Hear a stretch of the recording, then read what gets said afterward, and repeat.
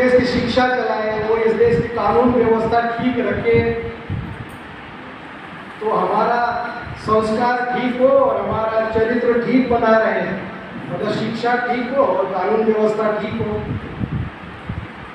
ये दायित्व तो समाज ने, कभी ऋषियों ने, बाद में आजकल हम लोग लोकतंत्र में कि सरकार को सौंप देते हैं कि हमारे लिए वो कानून बनाए, हमारे लिए वो लागू करे।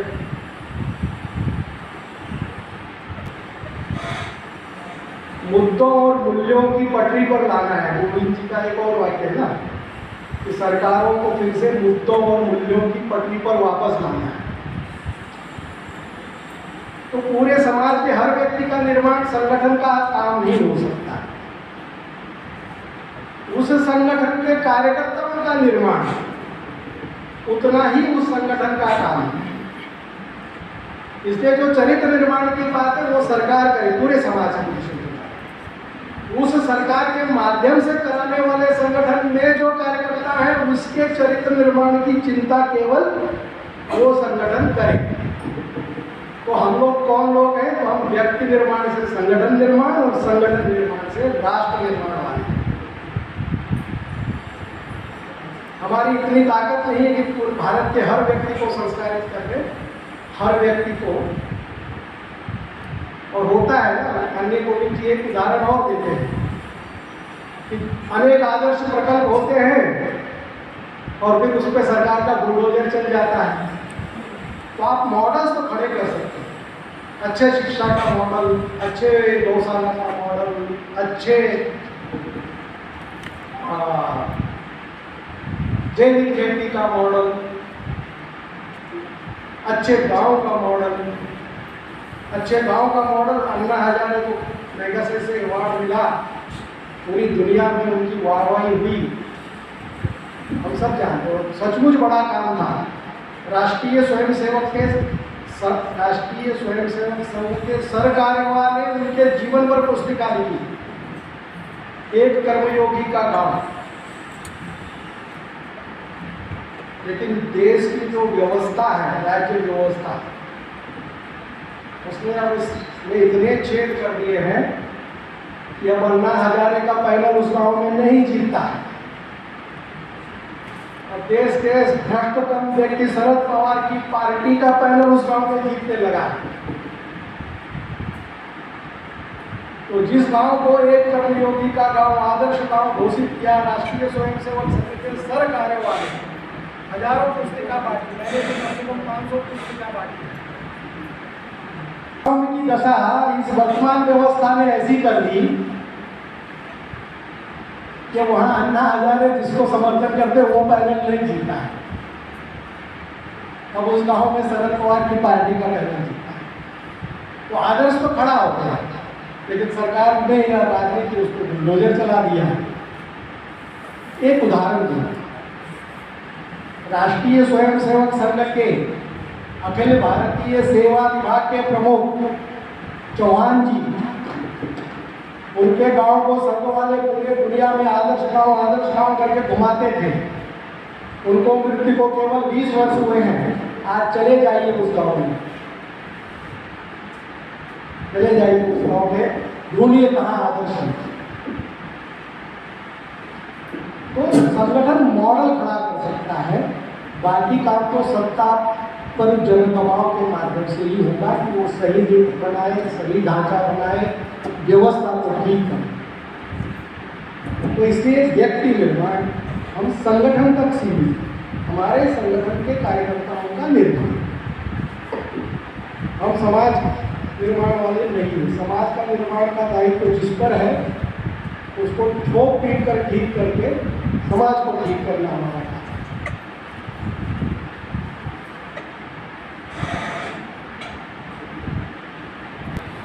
गोलकीपर कभी बॉल के पीछे नहीं दौड़ सकता, फुटबॉल के पीछे, तब उसको टीम कहेंगे। जिसका जो काम निर्धारित है उसने वो करना। अब उसमें गोलकीपर ये नहीं कह सकता, जाने वाला अगर मैदान में कहीं भी जा सकता है तो मैं क्यों नहीं जा सकता, तो गड़बड़ हो जाएगी, तो वो टीम नहीं हुई। टीम वर्क, और उसमें अच्छा बैट्समैन, अच्छा बॉलर, अच्छा स्पिनर, अच्छा फास्टर, अच्छा गुगली डालने वाला, गुगली डालने वाले चाहिए ना। तो ये सब जब मिलते हैं और मिलकर विजय के लिए काम करते हैं तब उसको टीम वर्क कहते हैं। तो सबके गुणों का उपयोग होता है। जो अच्छा बैट्समैन है उसको आखिर में भेज दिया, और जिसको बैटिंग आती नहीं उसको पहले भेज दिया, तो क्या दुर्दशा होगी? वो टीम वर्क कहलाएगा क्या? तो नहीं कहलाएगा।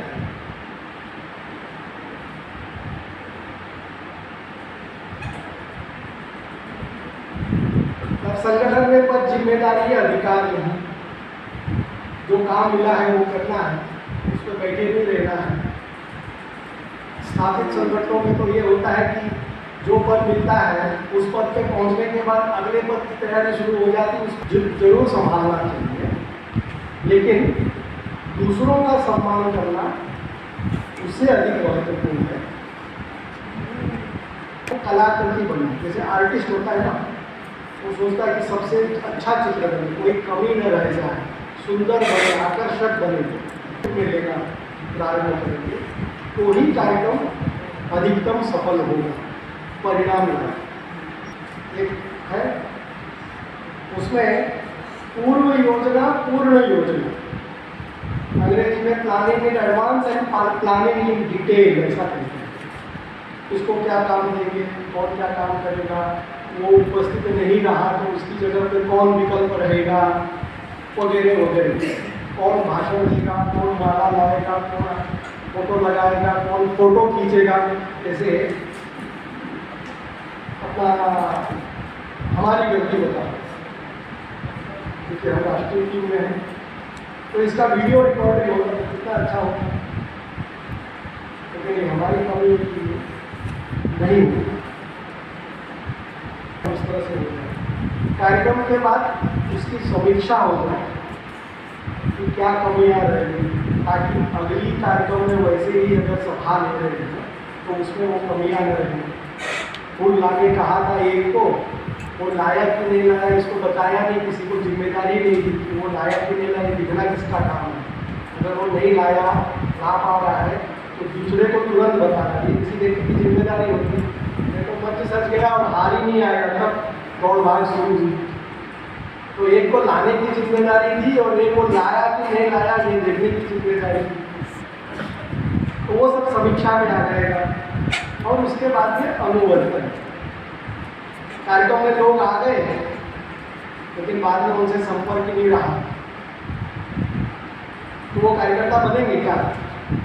नहीं बनेंगे। तो आपने कार्यक्रम में बुलाया, लोग आ गए, इसका मतलब वो आपके प्रति कुछ अच्छा भाव रखते हैं, और उनको कार्यकर्ता बनाना है तो आपको उनसे संपर्क संवाद करना पड़ेगा, अनुवर्तन करना पड़ेगा।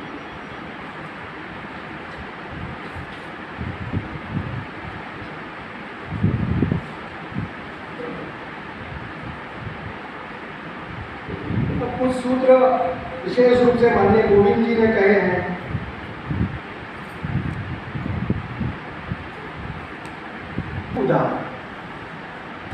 और फिर आप याद रखिए जो मैंने पहले कहा कि हम बन रहे संगठन है, आदर्श की ओर बढ़ रहे हैं। तुरंत उंगली मत दिखाना कि सुरेंद्र मिश्र तो ये कर नहीं पाता है ना, इसका आगे आएगा। और दोषों की चर्चा यथास्थान में, अभी ध्यान में आया कि इनमें कोई दोष है इस कार्यकर्ता में, तो वो अगर मान लीजिए राष्ट्रीय पदाधिकारी है तो राष्ट्रीय संयोजक, राष्ट्रीय, पहली बात तो उसे बताया जाए कि भैया ये अकेले में बताया जाए। हमारे यहाँ पुरोहित संस्था होती है, राजा और पुरोहित मिलकर राज्य चलाते हैं, मान लो आज राष्ट्रपति और प्रधानमंत्री। तो पुरोहित को एक अधिकार दिया है शास्त्रों ने कि वह अकेले में राजा को ताड़ित कर सकता है, और उसकी एक प्रतीक के रूप में राज्याभिषेक के बाद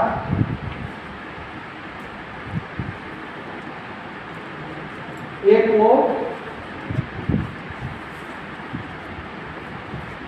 परंपरा था। राज्याभिषेक के बाद राजा कहता था 3 बार अहम दंडोअस्मि, अहम दंडोअस्मि, दंडोअस्मि, दंडोअस्मि।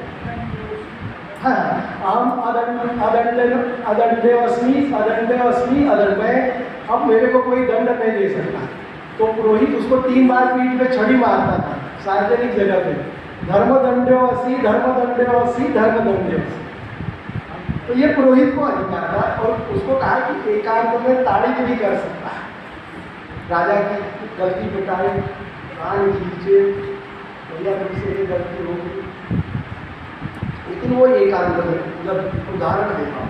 तो वैसे हमारे संगठन में किसी का गुण वहाँ बताए कि कितना अच्छा संचालन करता है या कितना अच्छा गीत गाता है, लेकिन कोई दोष है तो या तो उससे उसकी चर्चा की जाए या उससे योग्य जो वरिष्ठ व्यक्ति उसको बताया, उसकी सार्वजनिक चर्चा या जहाँ भी होनी चाहिए वहाँ तक की।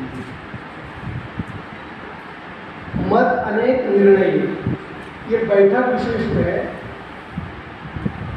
जब बैठक में किसी विषय को हम निर्णय लेने होते हैं तो सब अपना अपना निर्णय देने के लिए स्वतंत्र, अपना मत देने के लिए स्वतंत्र। ऐसा होना चाहिए, ऐसा नहीं होना चाहिए, ये होना चाहिए, वो होना चाहिए, इस तरह से होना चाहिए, ये कार्यक्रम लिया जाए, वो कार्यक्रम लिया जाए, ये न लिया जाए, ये मत देने के लिए सब स्वतंत्र है।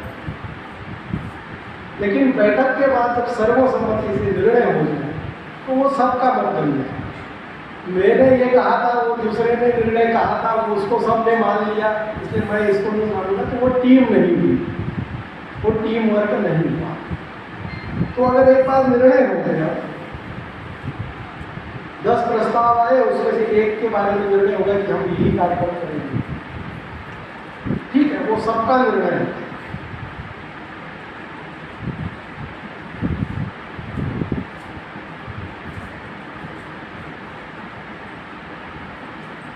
आदर्शवाद और व्यवहारिकता में संतुलन बना है, ऐसा एक है, उसको समझना समझाना थोड़ा और कठिन है। हम ये इस पर प्रकाश डाल सकते हैं, लेकिन हम लोग कहते हैं कि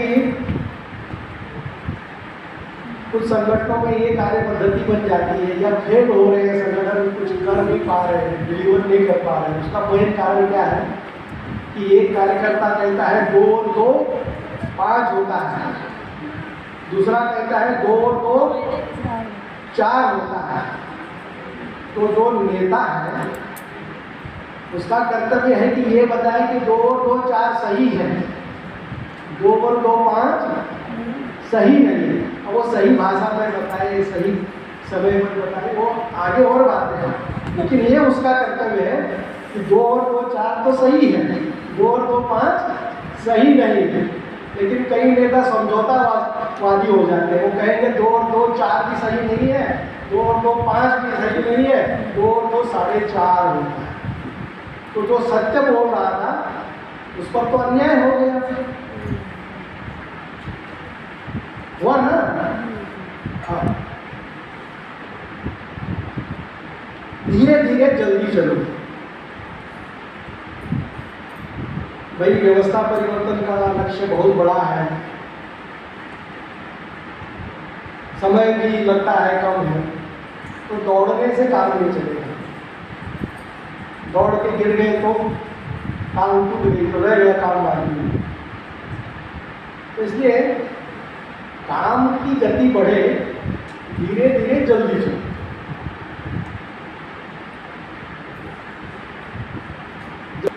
तो एक बात है कि भाई हमारे संगठन में नए व्यक्ति को लाना है, जोड़ना है,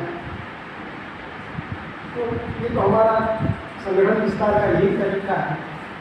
लेकिन एंट्री गेट में हमारे पास कसौटी पत्थर नहीं है। सोना जिसके पत्थर पे घिसते हैं, कसौटी पत्थर पे पता चल जाता है सोना है कि सोना नहीं है। तो वो कसौटी पत्थर तो एंट्री गेट पे नहीं है। इसलिए आगे काम होगा तो जो सही बातें हैं, जो सही व्यक्ति है वो आगे बढ़े। जो गलत बातें हैं, जिसमें कुछ भी सुधार नहीं हो पा रहा है, या जो इतना दोषपूर्ण है पता चला बाद में कि वो माफिया है,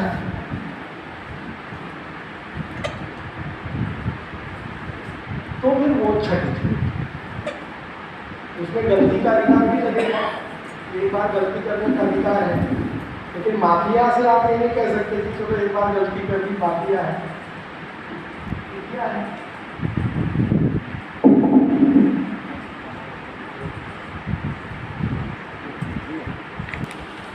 तो वो यथास्थिति को नकारने के कारण है। समाज चलता है, ऐसे ही चलेगा, कुछ बदलने वाला नहीं है, कुछ भी कर लीजिए, तो उसी में रंगे रंगे तो बड़े बदलाव कभी हो नहीं सकते। अब जिस संगठन में है उसी संगठन में, इसीलिए यहाँ ही खपेंगे।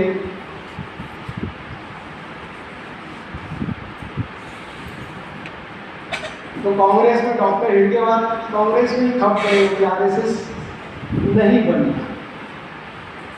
कांग्रेस में थे ना, विदर्भ के सचिव थे कांग्रेस के। उदाहरण दे रहा हूँ, अपने पर मत लेना कोई आरएसएस। तो ये साहस, यथास्थितिवाद को तोड़ने की साहस, वर्तमान परिस्थितियों के खिलाफ विद्रोह, वो साहस, वो जो साहस करते हैं वही कुछ नया कर पाते हैं। फिर एक कदम बढ़ा लिया तो कुछ पहल करना, कोई काम करना, नया कुछ सोचना, और फिर कोई प्रयोग करना। अब गाय तो सड़क पर ऐसी घूमती रहेगी, कुछ भी कर लीजिए, तो ये यथास्थितिवाद को स्वीकार नहीं।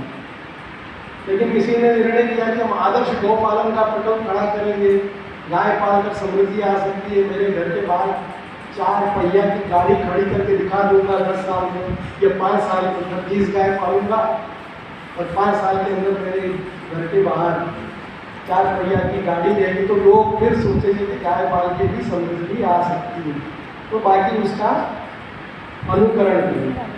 तो प्रयोग सफल प्रयोग हो और फिर बाकी लोग उसका अनुसरण करें, अनुवर्तन करें। अगला सूत्र संवाद, सहमति, सहकार। तो हम ही कर रहे हैं ऐसा नहीं है, बहुत से लोग कर रहे हैं, अनेक संगठन, अनेक व्यक्ति कर रहे हैं। हाँ, ये जरूर है कि हम चाहते हैं कि हमारा संगठन इतना मजबूत हो जाए कि हम जब उनसे कोई बात कहें तो उसको दम हो, उसमें वजन हो। इसलिए हमारा संगठन तो बड़ा करना है।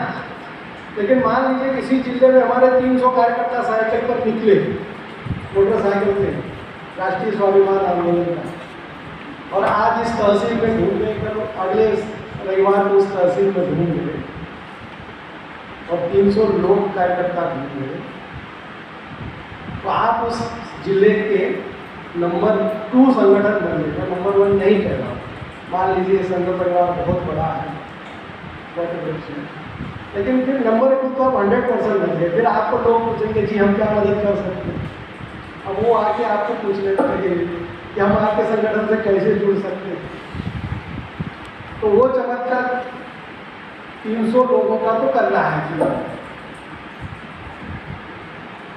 लेकिन फिर अन्य लोगों से संवाद भी करना, अन्य संगठनों से। फिर उस संवाद के माध्यम से कुछ मुद्दों पे सहमति बन सकती है कि हाँ ये होना चाहिए, वो कहीं ये होना चाहिए, हाँ ये हम दोनों में बराबर है।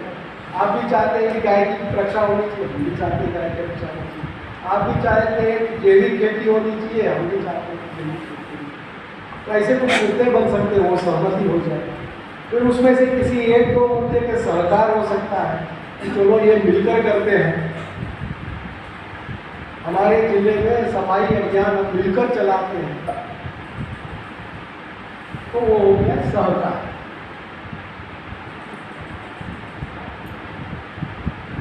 नए लड़ाके, नई तरीके नए हो जाए, ये गोविंद जी का एक और सूत्र है। तो नए लोगों को जोड़ना, माननीय गदाधर जी कह रहे थे फ्यूज क्या बुझा बांधना, तो वो वही कह रहे थे नए लड़ाकू, नए नए कार्यकर्ताओं को जोड़ना, नए लोगों को जोड़ना लगाते हैं। और डॉक्टर स्वामी जनहित याचिका लगाकर कांग्रेस के खिलाफ भ्रष्टाचार का जो माहौल बना, बाद में अन्ना जी और उनके काम आया, लेकिन माहौल तो डॉक्टर स्वामी ने बनाया था PIL लगा। अब उनकी कमी एक है कि वो संगठन नहीं खड़ा कर पाते, लोगों को अपने पीछे नहीं खड़ा कर पाते। जिसने कर दिखाया वो उसका लाभ ले गया। लेकिन आप याद कीजिए 2009-10 कौन PIL कर रहा था, कौन बोर्ड में लड़ रहा था? डॉक्टर स्वामी लड़ रहा था। तो ये नए औजार,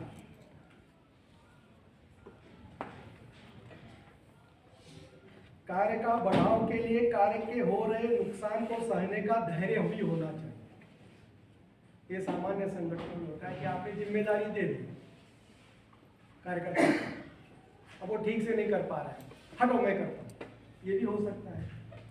एक हो सकता है चलो करते करते ही सीखेगा, तो नुकसान तो हुआ, बहुत बड़ा नुकसान हो रहा है तो अलग बात है। अब मान लीजिए किसी को संचालन का काम दे दिया और वो अध्यक्ष की कुर्सी पे जाके बीच में बैठ गया, और अध्यक्ष जी बैठ गए एकदम कोने में, जिनको अध्यक्ष कहा है, तो वहाँ तो हस्तक्षेप करना पड़ेगा। कुछ चीजें हैं जहाँ कान में बात बता की जा सकती, कुछ बातें हैं उसको सहन करके जाना पड़ेगा। तो जिम्मेदारी देने पर उसका नुकसान सहने का धैर्य भी होगा। तो ये कार्य पद्धति के सभी सूत्र, कभी एक लगेगा, कभी दो लगेगा, कभी 5 लगेगा। हर व्यक्ति स्वयं में अनोखा है, एक सूत्र है। तो हर एक के गुण अलग है, हर एक के दोष अलग है, हर एक के स्वभाव अलग है। तो कोई बैटिंग अच्छा करता है तो उसको बैटिंग में लगाएंगे, कोई बॉलिंग अच्छा करता है तो उसको बॉलिंग में लगाएंगे, कोई गुगली डालता है तो उसको गुगली डालने में लगाएंगे, उसको फास्ट बॉलर नहीं बनाने की कोशिश करेंगे।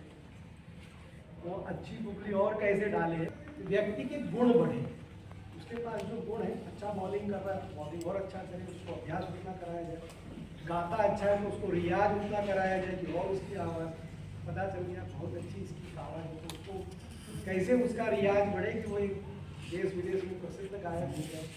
के गुणों का उपयोग हो पर दोषों की छाया न पड़े। हर व्यक्ति में गुण है, व्यक्ति निर्माण, कार्यकर्ता निर्माण के बावजूद कुछ दोष बच गए तो उसकी छाया संगठन पर न पड़े, ये नेतृत्व का कार्य है। उसके गुणों का उपयोग अधिक से अधिक हो और उसके दोषों की छाया कम से कम पड़े, इसके लिए सूत्र दिया है कि संगठन में